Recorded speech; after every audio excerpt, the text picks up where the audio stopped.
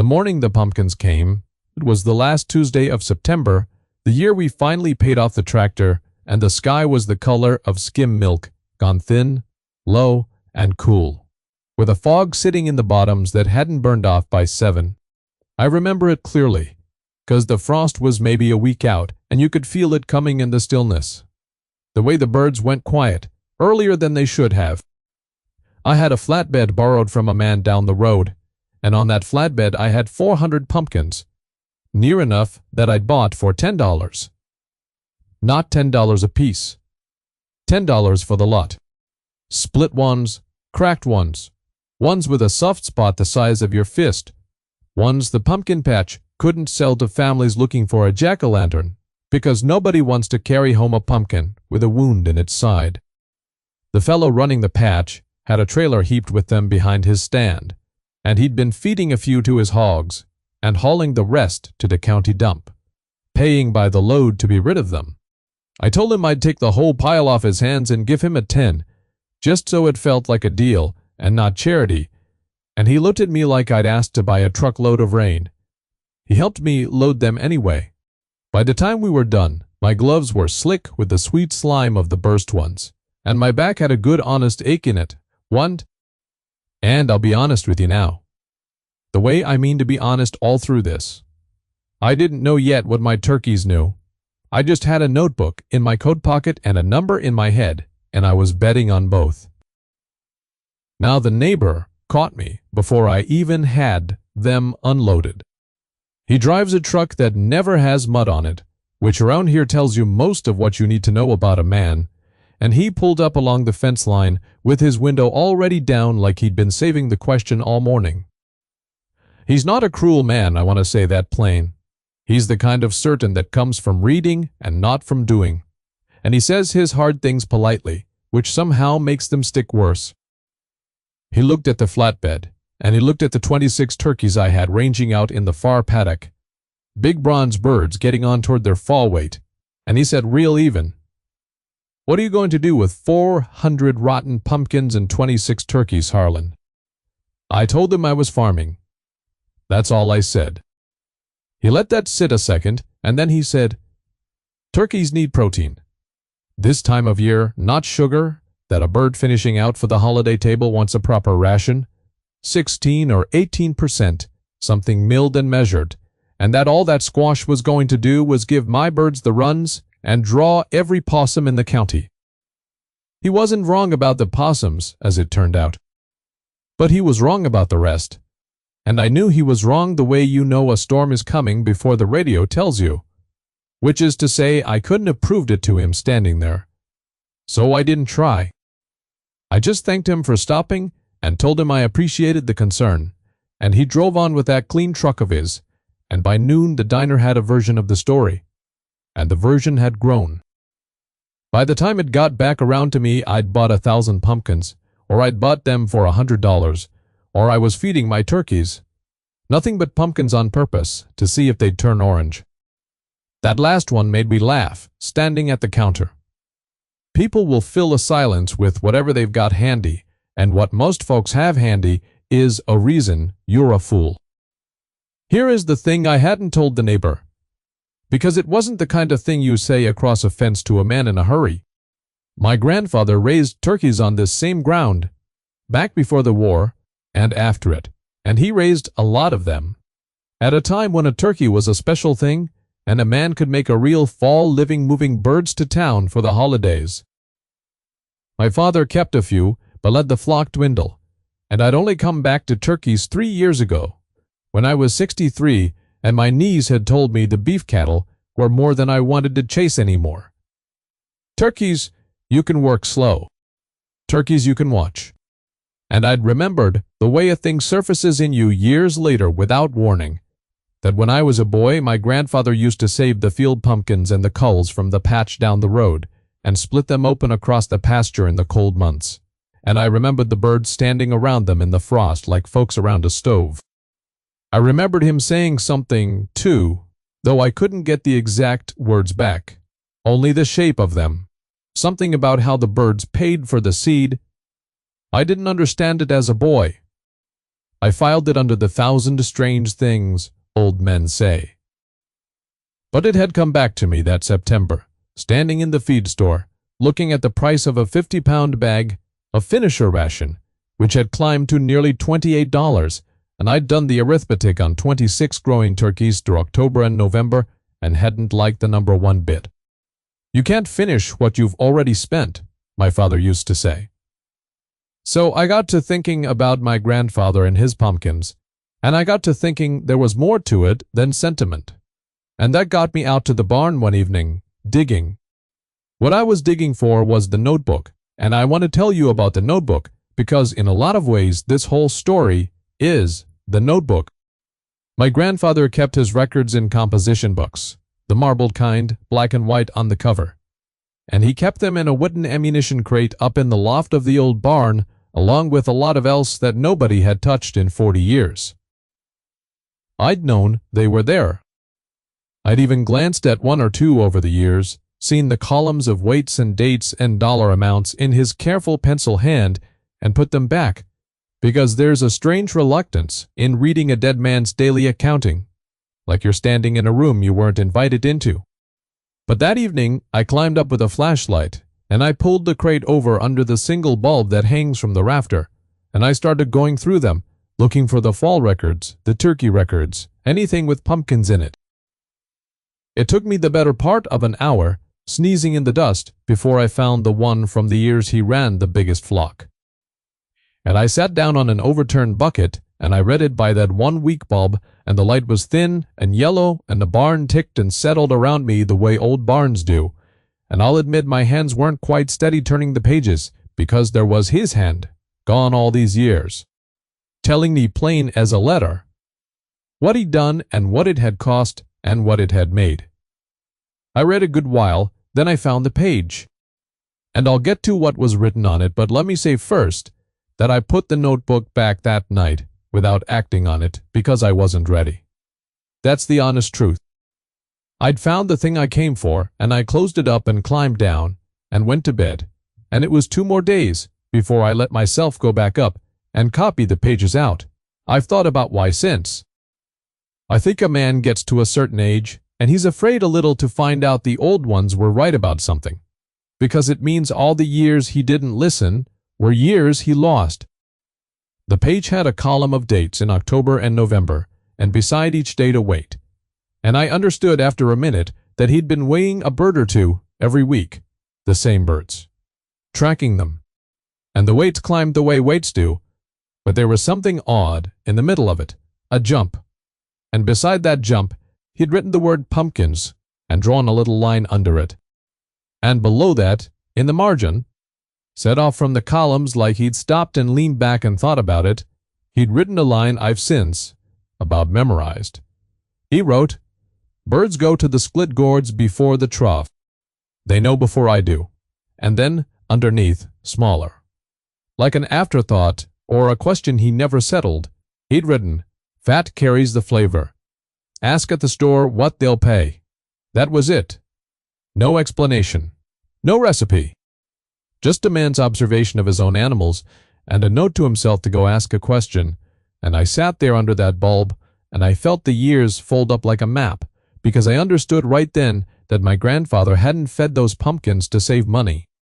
Or, not only. He'd fed them because he'd watched his birds choose them, and because somewhere along the line, somebody at the store had told him the birds that ate them ate different, and it showed on the plate. They know before I do. I read that line 3 times. And I thought about my neighbor and his 16% ration, milled and measured. And I thought, he's measuring the wrong thing. He's measuring what's in the bag. My grandfather was measuring what was in the bird. So the next morning I was out before 5, which at my age is not the trial it once was, because I don't sleep like I used to anyway. And I took 'em all out to the flatbed, and I split open a dozen of those pumpkins right there along the paddock fence, cracked them wide so the seed in the wet gut of them showed, and I set them out in a rough line the way I remembered my grandfather doing it, spaced so no one bird could stand over the lot and guard it. And then I stepped back to the fence, and I did what I mostly do now, which is watch.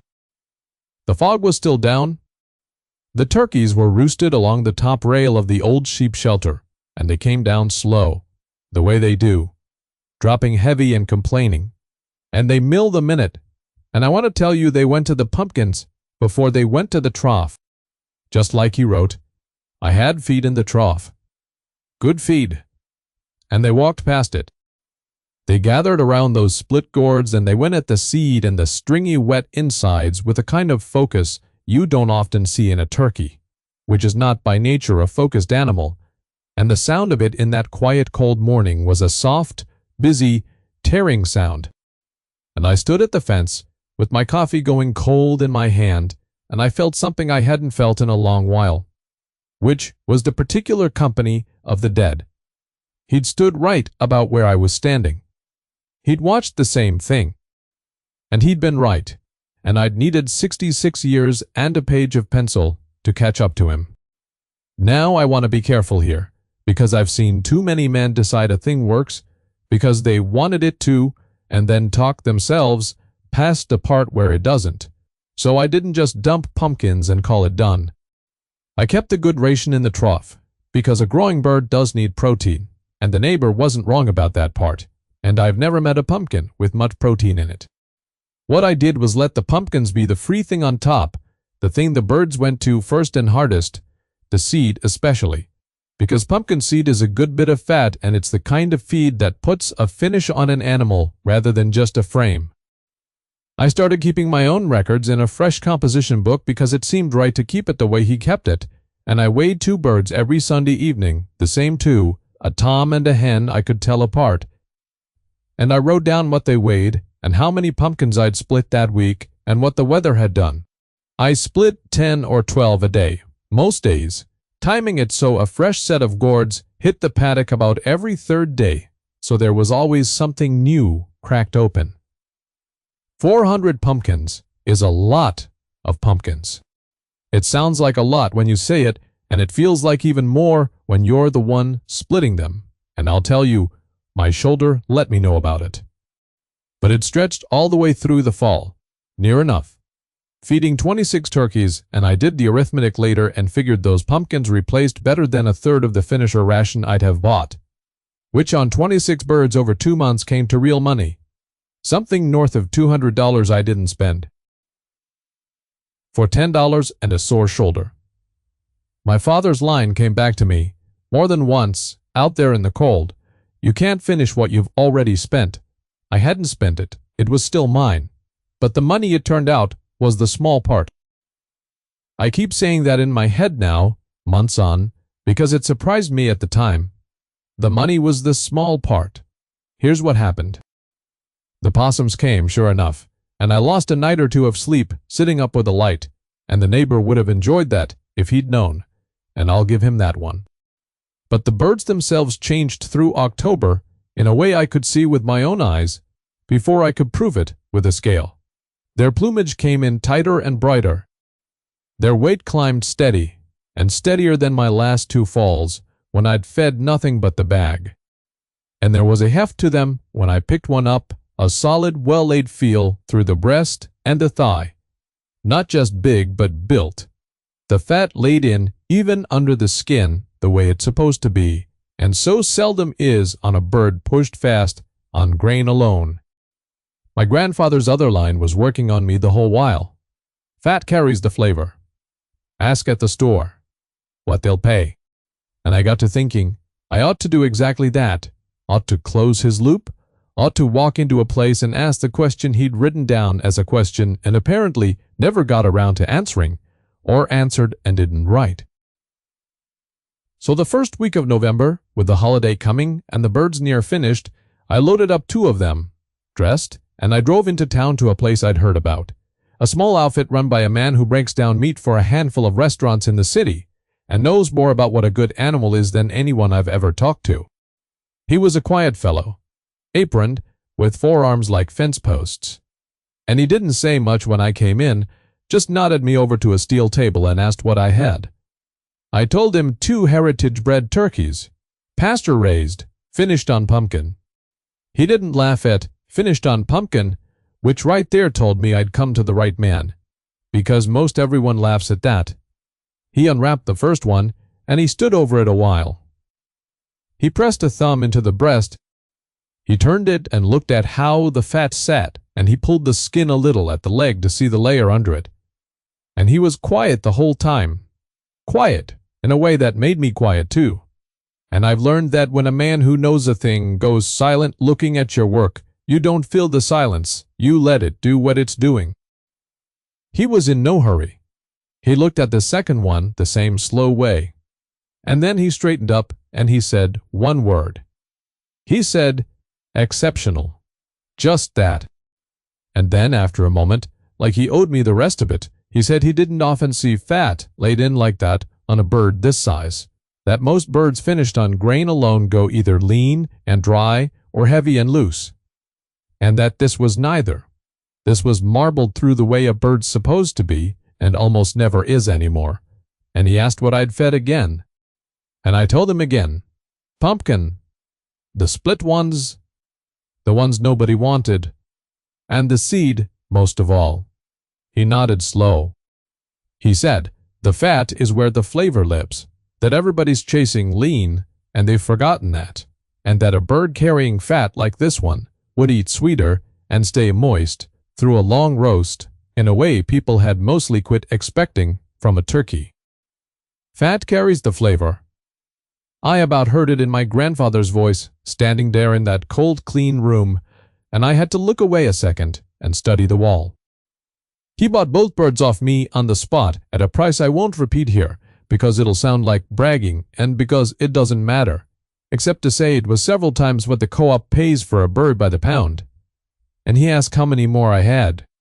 And when I said 2 dozen or so, he asked, could I hold 4 for him for the holiday, and could we talk about the next batch come spring? I drove home with an empty cooler and a folded check in my shirt pocket, and I did the arithmetic on the whole flock at that kind of price, and I had to pull over a minute. Not because the number was so grand, it wasn't. We're a small place and always will be. But because the number was real, and it had come from a pile of split gourds I'd hauled off a man who was paying to throw them away. The overlooked thing had a worth in it the whole time. It just needed somebody patient enough to watch what the animals were telling them, and stubborn enough to trust a dead man's pencil over a live man's certainty. I thought about the neighbor, the whole drive back. Not with any meanness, just thinking that he'd measured what was in the bag, 16%, milled and true. And he'd been right about the bag and wrong about the bird. And the difference between us wasn't smarts. It was only that I'd been willing to stand at a fence in the fog and watch, and to climb up into a dusty loft and let an old man tell me something. The neighbor came by again the week of the holiday, and I'll tell it the way it happened, because the way it happened is the whole point. He didn't come to eat crow. He's not built for that, and I wouldn't have wanted to watch it if he was. He pulled up along the fence in that clean truck, with the window down the way he does, and he looked out at the paddock where the last of the birds were. And he looked at the flatbed, which by then was down to a scatter of pumpkin rind gone soft. And he was quiet a second, which for him is a lot. Then he said, "Those birds came on good. That was it. That was the whole of it. Those birds came on good." And I said they had, and I told him about the fellow in town buying them, kept it short, didn't gild it, and he took that in and nodded once and said, "Huh." And he looked at the birds a while longer. And then he said, and this is the part I'll keep. He said, "My granddad used to feed pumpkins. I'd forgot about that." And then he rolled up his window and he drove on. And I stood there, at the fence in the cold, with my hands in my coat pockets. One of them on the composition book, because I'd taken to carrying it, and I thought, well, there it is. His granddad and my granddad, both of them cracking gourds across a frozen pasture, both of them right, both of them forgotten by their own grandsons, until a bad year and a good animal reminded us. We hadn't invented a thing. We'd just remembered it. And I felt no triumph over the man at all, only a kind of quiet gladness that we'd both been let back into something our people knew, and that his window going up wasn't a door closing, but more like 2 old men, long dead, nodding at each other across a fence in a fog neither of us could see. I want to tell you the rest of it settled out slow, the way these things do. I sold the flock, most of it, to the fellow in town, and to a few families who'd heard and came knocking, and I saved two for my own table, and I don't mind telling you that on the holiday, with the family around and the bird come out of the oven, my daughter-in-law, who is a plain-spoken woman not given to praising a man's cooking to spare his feelings, went quiet over her plate the same way that fellow went quiet over the table, and then she asked what I'd done different, and I said pumpkins, and everybody laughed, and I let them, and I ate my dinner. Fat carries the flavor. He was right about that too, my grandfather. Right about a thing he'd written as an afterthought, under a note to himself he maybe never followed up on.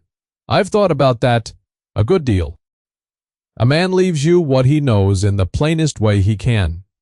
A weight and a date and a line in a margin, and he trusts that somebody down the years will be quiet enough and stubborn enough to read it and believe it. That's a kind of generosity, I think, that we don't have a good word for. He couldn't know it'd be me. He couldn't know I'd be 66 and my knees would push me back to turkeys and a feed price would push me up into his loft.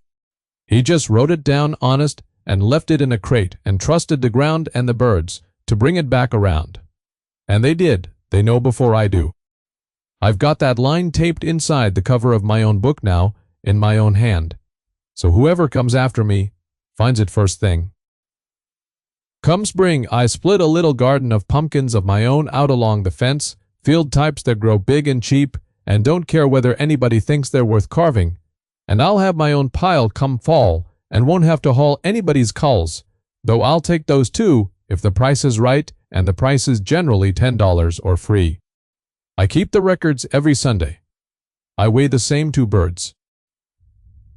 I stand at the fence in the mornings with my coffee, and I watch them come down off the roost and go to the split gourds before the trough every single time. Before the trough, and every single time it puts me in mind of the man who first told me they would. The difference between a problem and a lesson, I've come to think, is only whether you were paying attention, and I'll own that for 3 years I wasn't, that I was buying the bag and grumbling at the price and never once climbing up to ask the people who'd done it before me. The whole answer was over my head, in a wooden crate the entire time. It usually is. So if you've got your own pile of split pumpkins out there, your own thing that nobody wanted and the clever folks laughed at, your own dead man's notebook, up in a loft you keep meaning to read and keep putting off, I'd take it as a kindness if you'd tell me about it down in the comments, because I believe most every family has one, some old worth set aside and forgotten, and I'd like to hear what yours is. And if any of this meant something to you, if it put you in mind of somebody who tried to leave you what they knew, go on and subscribe and stick around because we move slow on this channel. But we always get where we're going, and I've got a whole crate of composition books left to read, and I mean to read every one.